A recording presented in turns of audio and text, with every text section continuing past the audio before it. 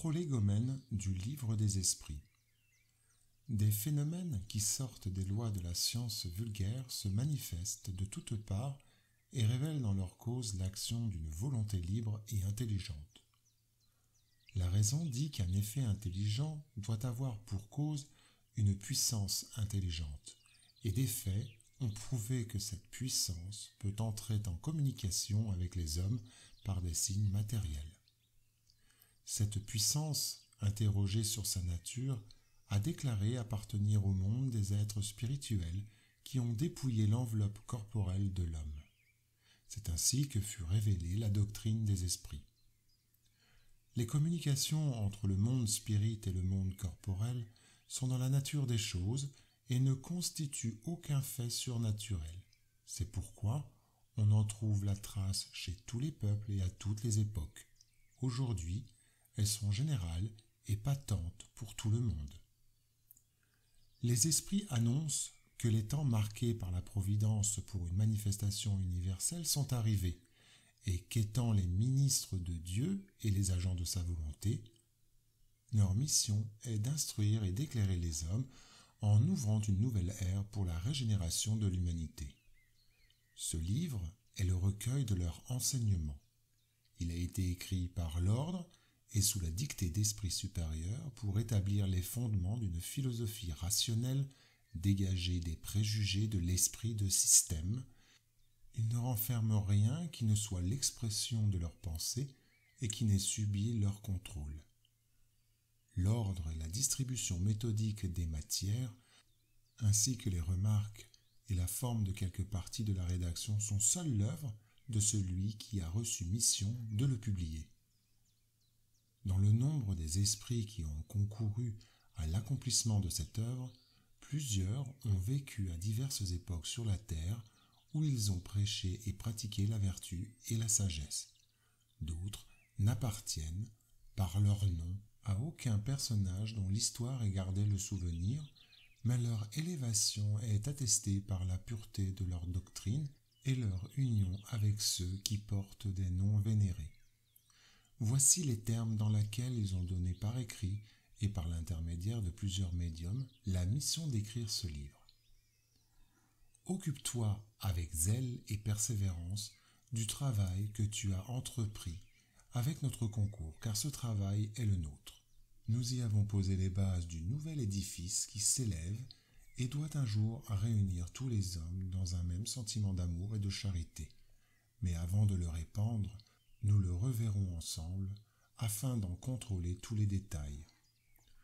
Nous serons avec toi toutes les fois que tu le demanderas et pour t'aider dans tes autres travaux, car ce n'est là qu'une partie de la mission qui t'est confiée et qui t'a déjà été révélée par l'un de nous.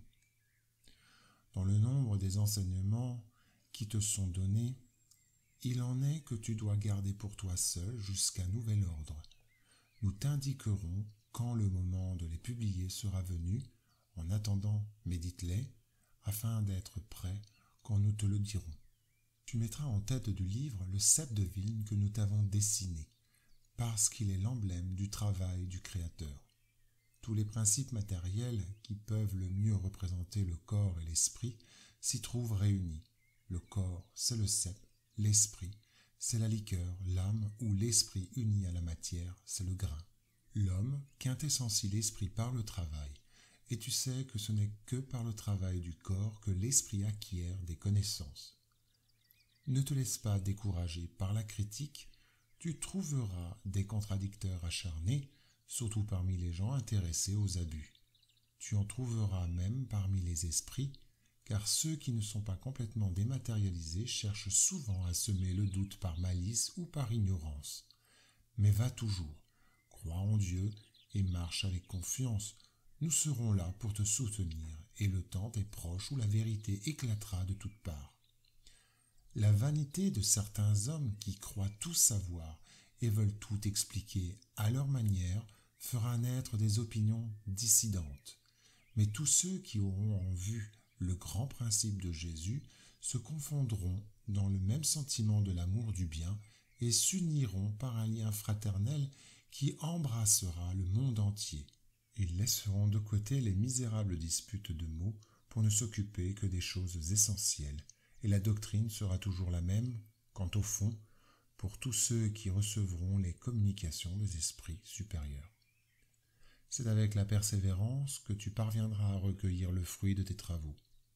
Le plaisir que tu éprouveras en voyant la doctrine se propager et bien comprise te sera une récompense dont tu connaîtras toute la valeur, peut-être plus dans l'avenir que dans le présent. Ne t'inquiète donc pas des ronces et des pierres que des incrédules ou des méchants sèmeront sur ta route. Conserve la confiance, avec la confiance tu parviendras au but et tu mériteras d'être toujours aidé. Souviens-toi que les bons esprits n'assistent que ceux qui servent Dieu avec humilité et désintéressement, et qu'ils répudient quiconque cherche dans la voie du ciel un marchepied pour les choses de la terre.